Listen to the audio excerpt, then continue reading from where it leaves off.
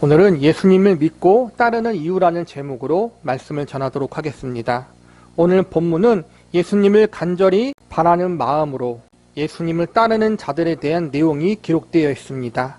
예수님은 그 당시 매우 위대한 선지자로 혹은 훌륭한 선생으로 알려져 있었기 때문에 많은 사람들의 관심을 한몸에 받은 인물이었습니다. 많은 사람들이 예수님 만나보기를 간절히 기대했고 예수님 따르기를 원했습니다. 물론 예수님을 만나기 위해 모여든 모든 사람들이 진실된 마음을 가진 것은 아니었습니다. 제사장, 바리새인, 서기관 같은 종교 지도자들은 예수님의 잘못을 찾아내어 비방하기 위해서 예수님의 사역을 방해하기 위해서 예수님을 찾아왔습니다. 어떤 이들은 로마 제국의 압제로부터의 자유를 위해서 이스라엘 민족의 새로운 부흥을 위해서 예수님을 찾아오기도 했습니다. 어떤 이들은 자신들의 육신적인 소망과 소원을 이룸받고 싶어서, 어떤 이들은 단순한 호기심으로 예수님을 찾아오기도 했습니다. 이러한 사람들은 처음에는 예수님의 가르침과 그분이 행하시는 이적들에 큰 관심을 보였지만 나중에 여러 가지 이유로 말미암아 예수님을 거절하고 외면하는 자리에 갔습니다. 예수님이 훌륭한 선지자인 것 같지만 정치적인 이유로 자신이 속해 있는 공동체와 조직의 이해관계로 말미암아 예수님을 반대하는 자리에 서는 사람들도 있었습니다. 예수님이 매우 뛰어난 선생인 것 같지만 결국 자신들 개인적인 소원과 기대를 이루어 주거나 충족시켜 줄 수 있는 분은 아니라는 이유로 예수님을 거절하고 외면하는 사람들도 있었습니다. 그러나 그 가운데에서 어떤 이들은 예수님을 자신들의 참된 구원자로 믿는 이들도 있었습니다. 오늘날에도 과거 이스라엘 백성들이 그랬던 것처럼 예수님을 거절하고 외면하는 사람들도 있고 반대로 예수님을 믿고 따르는 사람들도 있습니다. 우리는 오늘 거절하고 외면하는 사람들에 대해서는 뒤로 하고 예수님을 믿고 따르는 사람들에 대해 조금 더 자세히 살펴보려고 합니다. 교회를 다니고 신앙생활을 하는 사람들은 자신들이 예수님을 믿고 따른다고 생각하는 사람들입니다. 그런데 여기서 우리는 예수님을 믿고 따를 때 가지고 있어야 하는 올바른 마음 자세와 태도에 대해서 오해하는 사람들이 있음을 종종 목격합니다. 예수님을 믿고 따르는 목적이 자신들에게 유익이 되기 때문에 교회를 다니는 이유가 자신들이 기대하는 어떠한 소원을 잘 이루어지기를 바라고 이를 위해 예수님을 믿고 따르는 사람들이 있습니다. 저와 여러분은 왜 교회를 다니십니까? 무슨 이유로 예수님을 믿고 따르십니까? 우리는 오늘 본문의 말씀을 통해서 성경이 가르치고 있는 예수님을 믿고 따르는 올바른 이유는 무엇인지 알아보며 우리의 신앙을 점검해보는 시간을 가져보도록 하겠습니다. 성경에서 가르치는 예수님을 믿고 따르는 올바른 이유는 첫 번째로 예수님이 우리를 불쌍히 여겨주실 구원자가 되시기 때문입니다. 본문 13절을 보시기 바랍니다. 예수께서 들으시고 배를 타고 떠나사 따로 빈들에 가시니 무리가 듣고 여러 골로부터 걸어서 따라간지라. 여기서 보면 세례 요한이 죽었다는 소식을 듣고 예수님이 배를 타고 빈들에 가셨다고 나와 있습니다. 엘리야와 같은 선지자로서 메시아의 오심을 예비한 하나님의 사람으로 세례 요한은 부름받았습니다. 많은 사람들이 그를 따르고 존경했습니다. 그런데 이런 하나님의 참 선지자였던 세례 요한은 악인들의 악한 계획에 의해서 너무나도 허무하게 죽음을 맞이합니다. 인간적인 관점에서 보면 그의 죽음은 참으로 억울한 죽음이고 안타까운 죽음처럼 보일 수 있습니다. 그러나 하나님의 관점에서 보면 세례 요한의 죽음은 그에게 맡겨진 모든 사명을 끝마치고 하나님께로 가게 되는 아름다운 죽음이고 영광된 죽음이었다고 할 수 있습니다. 세례 요한의 죽음을 통해 예수님은 앞으로 그분이 이루실 십자가의 구속 사역에 대해서 더 깊이 묵상하고 생각하는 시간을 가지기를 원하셨습니다. 예수님도 이제 때가 되면 모든 인류의 죄를 짊어지고 십자가에 매달려 죽임을 당하게 되실 것입니다. 예수님은 그때를 믿음으로 준비하기 위해서 하나님 앞에 더 집중하여 기도하기를 원하신 것입니다. 그래서 세례 요한의 죽음에 대한 소식을 듣자 배를 타고 사람의 인적이 없는 들판으로 가십니다. 사람이 살지 않는 조용한 빈들에 가서 하나님 앞에 더 깊은 기도를 하며 십자가에서의 대속의 죽음을 준비하고 싶으셨던 것입니다. 그런데 많은 사람들이 예수님이 배를 타고 빈들에 가셨다는 소식을 듣고 예수님을 따라가게 됩니다. 조용히 기도에 집중하고 싶으셨던 예수님의 계획에 큰 차질이 생긴 것입니다. 우리 같으면 내가 계획한 중요한 일에 방해가 되었다고 생각할 수도 있고 그래서 짜증이 날 수도 있었을 것입니다. 우리가 단단히 마음먹고 어떠한 일을 계획했는데 누군가에 의해서 갑작스럽게 방해를 당한다면 어떻겠습니까? 분명 마음이 무겁고 나의 계획을 방해한 사람이 번거로운 짐같이 느껴질 수도 있을 것입니다. 그러나 예수님은 기도에 집중하고자 하셨던 계획이 갑작스럽게 취소되고 방해가 되었음에도 불구하고 짜증내거나 화를 내지 않으십니다. 이어지는 14절 말씀을 보시기 바랍니다. 예수께서 나오사 큰 무리를 보시고 불쌍히 여기사 그 중에 있는 병자를 고쳐주시니라. 여기서 보니까 예수님을 따라온 사람들을 보시고 오히려 불쌍히 여기셨다고 나와 있습니다. 여기서 불쌍히 여기셨다는 것은 부자가 거지를 불쌍히 보았다는 개념이 아니라 아버지가 자녀를 아끼고 사랑하듯 사랑과 긍휼의 마음을 가지고 예수님을 찾아온 무리들을 맞이했다는 것입니다.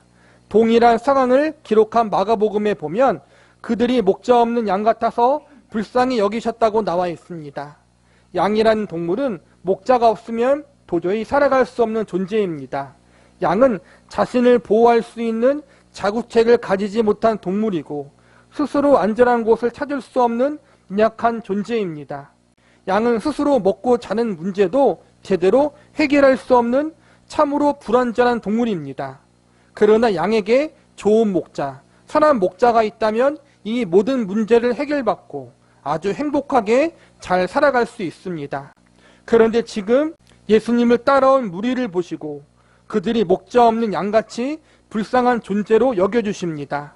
당시 이스라엘 민족은 로마 제국의 식민지였기 때문에 많은 어려움을 당하고 있었습니다. 거기다가 왕을 비롯해 나라의 지도자들과 관료들은 부정부패를 일삼아서 백성들은 더욱 고통스럽게 만들었습니다. 무엇보다 하나님을 섬기는 종교 지도자들 역시 타락해 있었기 때문에 백성들을 바르게 인도하지 못하고 있었습니다. 이러한 그 당시 이스라엘 민족의 어두운 현실을 아시고 예수님은 그분을 따라온 무리를 귀찮은 존재로 대하지 않으시고 예수님의 자비와 긍휼이 필요한 존재로 여겨주셨습니다. 이처럼 예수님은 그분을 믿고 따르는 사람들을 결코 외면하지 않으시는 분이십니다.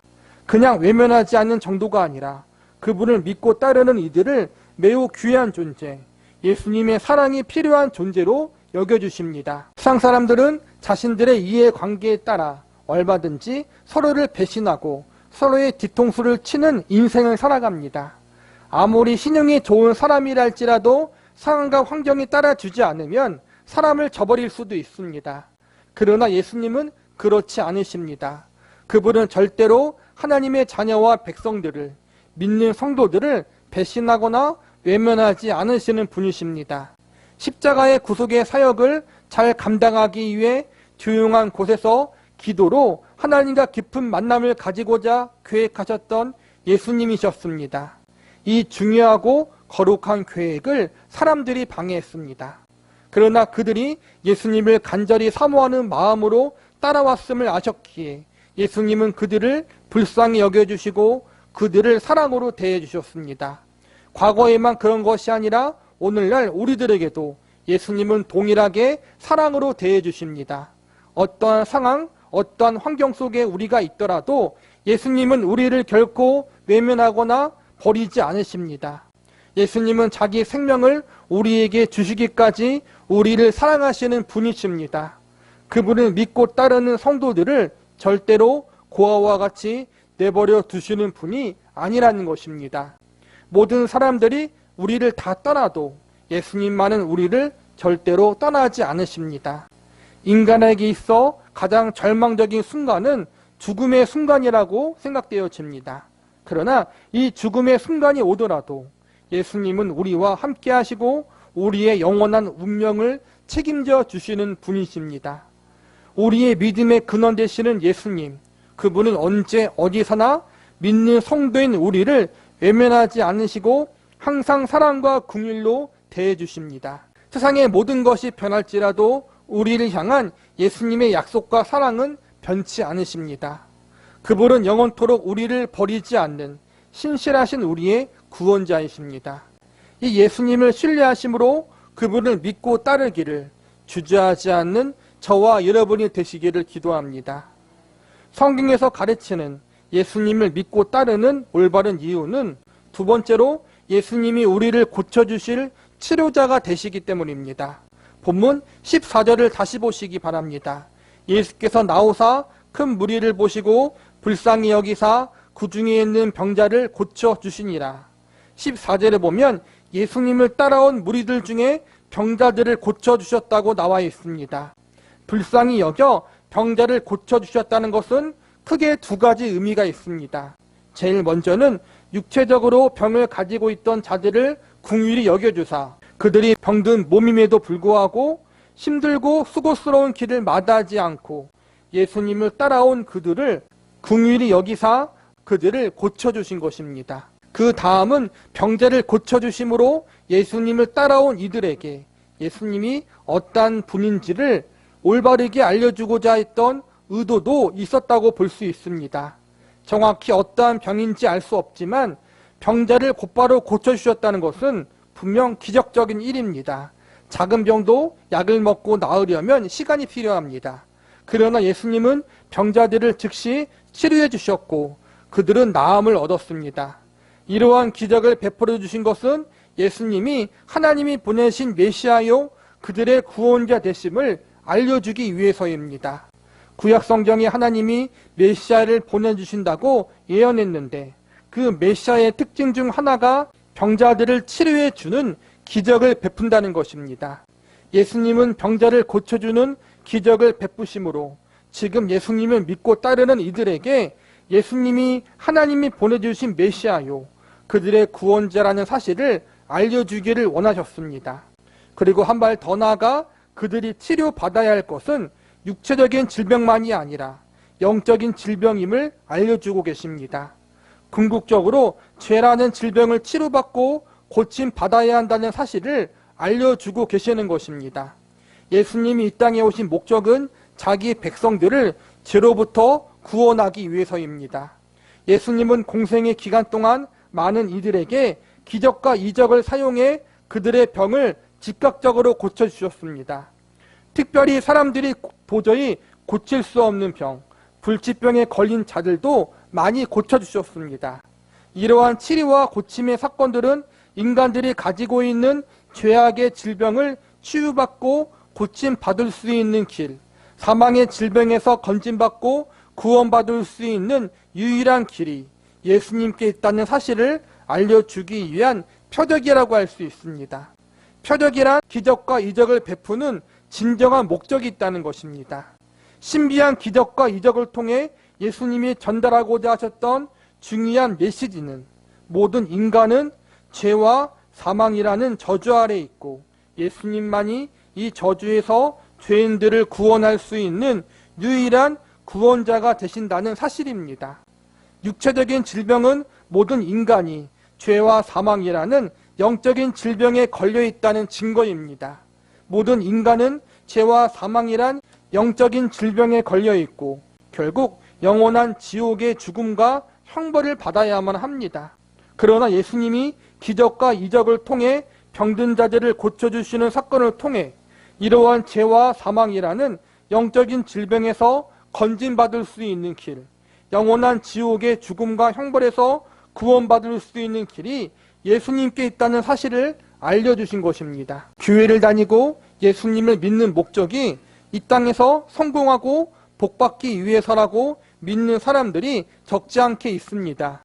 물론 예수님은 믿는 성도들에게 복을 주시는 분이고 성도들의 필요를 채워주시고 공급해주시는 분이십니다.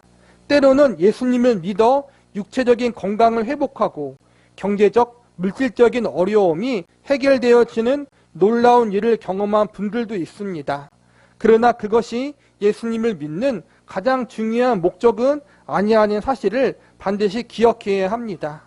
예수님이 우리의 기도를 들어주시고 응답하시고 여러 가지 인생의 문제를 해결해 주시는 것은 이 모든 것을 통해 예수님이 어떠한 분이신지 알려주는 표적입니다.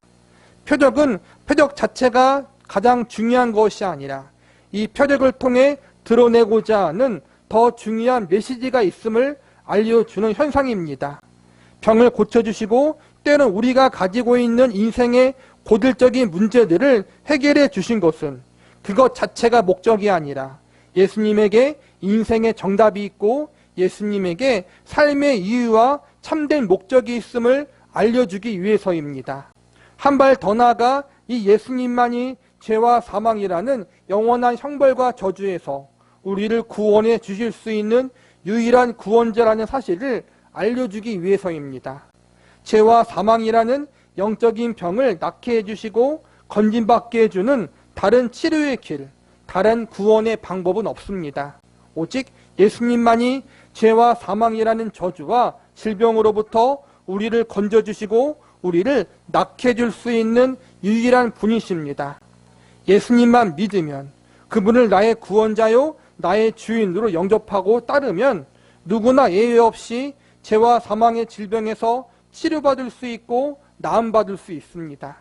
우리의 구원자요 치료자가 되시는 예수님, 이 예수님이 저와 여러분이 믿고 따를 수 있는 유일한 지도자요 구세주가 되신다는 사실을 절대로 잊지 마시기 바랍니다.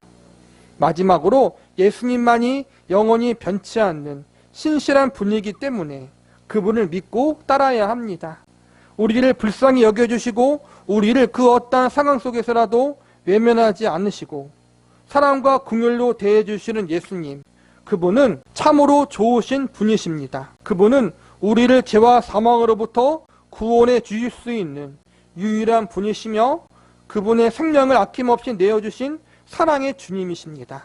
이 주님이 저와 여러분의 구주가 되신다는 사실에 우리는 기뻐하고 감사해야 합니다.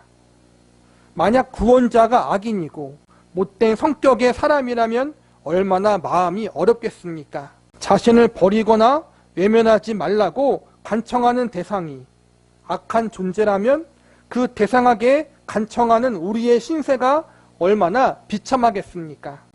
오늘날 우리가 살고 있는 대한민국이란 땅 안에 자신을 하나님이고 재림 예수라 칭하는 사람이 70명 정도 있다고 합니다. 자신을 하나님이나 예수님으로 말하진 않지만 자신이 하나님께 선택받은 특별한 선지자고 중보자고 신의 대리자라고 주장하는 가짜들까지 포함하면 최소 100명이 넘는 사이비와 이단들이 한국 사회 안에 존재하고 있는 것입니다. 이러한 사이비 이단들의 특징은 처음에는 아낌없는 섬김과 사랑을 실천하는 사람처럼 보여 사람들의 환심을 사고 의심과 경계를 누그러뜨리는 일을 합니다. 그런 다음 교묘하게 성경의 가르침을 왜곡시켜 자신들이 원하는 방향으로 성경적 해석을 내놓습니다. 때론 신비적인 현상을 통해 사람들을 미혹시키기도 합니다. 결과적으로 이 교주, 이 지도자, 이 조직을 무조건적으로 믿고 따라야만 구원받을 수 있고 복받을 수 있다. 이러한 거짓된 믿음을 사람들에게 심습니다. 이 사람이 하는 말과 행동은 거짓이 없다. 이 단체와 공동체는 진짜다. 이런 식으로 무조건적인 믿음을 심어넣어 그 조직과 단체를 맹신하게 만듭니다. 그러다가 나중에는 그 조직과 단체의 지도자나 대표자를 신이나 신의 대리자처럼 여기게 되고 자신들이 가진 모든 것을 바치게 만듭니다. 사이비와 이단에 빠진 사람들이 갖고 있는 가장 큰 특징은 건강한 사회생활, 올바른 가정생활을 하지 못한다는 것입니다. 하나님이 우리에게 선물로 주신 사랑하는 가족을 등지게 만들고 하나님이 우리에게 허락하신 일상에서의 행복과 소명을 빼앗아가 버립니다. 건강한 사회생활을 유지하지 못하게 만듭니다. 우리가 살고 있는 한국 사회 안에서 생각보다 많은 사람들이 잘못된 사이비와 이단에 빠져 불행한 인생을 살아가고 있습니다. 잘못된 일을 믿고 따르는 결과 그들은 이 땅에서 인생을 살아가는 동안에 불행하게 살고 이 땅 이후에도 그들은 영원히 불행하게 저주받은 삶을 살게 되는 것입니다. 살아서나 죽어서나 영원히 비극적인 삶을 살아가게 되는 것입니다. 이것이 잘못된 일을 믿고 따르는 결과인 것입니다. 그러나 반대로 예수님을 믿고 따르는 사람들은 어떠합니까? 우선 예수님은 착취하거나 이용하기 위한 도구로 우리를 부르신 것이 아니라 오히려 우리를 위해 그분의 생명을 내어주시려고 저와 여러분을 부르셨습니다. 예수님은 우리를 불쌍히 여겨주시고 그분의 생명의 값으로 우리를 죄악과 저주의 질병으로부터 고쳐주시는 분이십니다. 우리를 자기 생명과도 같이 아끼는 사랑의 주님이십니다. 예수님은 그분을 믿고 따르는 자들을 결코 실망시키지 않는 분이십니다. 사람은 언제든지 상황에 따라 우리를 배신하고 속일 수 있습니다. 아무리 훌륭한 믿을 만한 사람이라 할지라도 환경이 어쩔 수 없다면 약속을 다 지킬 수 없습니다. 그러나 예수님은 한번 그분의 백성으로 삼고자 하는 자들을 그분의 생명을 버리면서까지 지키시는 분이십니다. 한 발 더 나아가 예수님께 속해 있는 자들을 결코 그 누구에게도 빼앗기지 않는 분이십니다. 그만큼 예수님이 큰 사랑과 능력과 권세를 가지고 계시다는 것입니다. 예수님은 요한복음 10장 28절과 29절에서 다음과 같이 말씀하십니다. 내가 그들에게 영생을 주노니 영원히 멸망하지 아니할 것이요 또 그들을 내 손에서 빼앗을 자가 없느니라. 그들을 주신 내 아버지는 만물보다 크심에 아무도 아버지 손에서 빼앗을 수 없느니라. 전지전능하신 하나님의 친아들이신 예수님, 이 예수님께 속해 있다는 것은 하나님께 속해 있다는 것과 같기 때문에 아무도 그들을 건들 수가 없는 것입니다. 예수님을 믿고 따르는 자들의 인생과 운명은 영원히 예수님께 붙들려 있음을 믿으시기 바랍니다. 많은 사람들이 세상을 의지하며 살아가고 있습니다. 세상에서 얻을 수 있는 성공, 명예, 권력이 제일 믿을 만한 것이라고 여기며 살아가고 있습니다. 돈과 물질이 최고로 신뢰할 수 있는 뒷배라고 이야기합니다.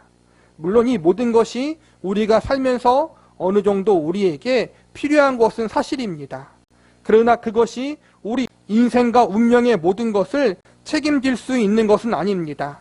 왜냐하면 이 모든 것은 언젠가는 썩어져 없어질 것이기 때문입니다. 그러나 예수님은 영원하신 분이십니다. 그분은 하나님의 아들이시며 하나님과 동등되신 분이십니다. 그분이 그분을 믿고 따르는 성도들을 생명과도 같이 존귀하게 여겨주고 계십니다.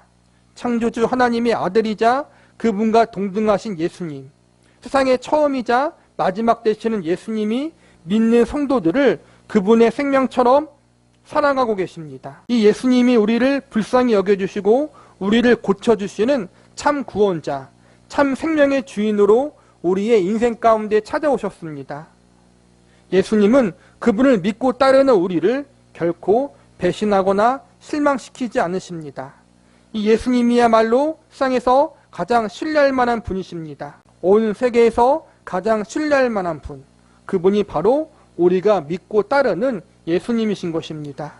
이 예수님이 우리의 참 소망이요 생명 되신다는 사실, 삶의 이유와 목적이 되신다는 사실을 기억하면서 세상의 다른 것에 견눈질하거나 마음을 빼앗기지 말고 오직 예수님만 믿고 따라갈 수 있는 저와 여러분이 되시기를 간절히 기도합니다.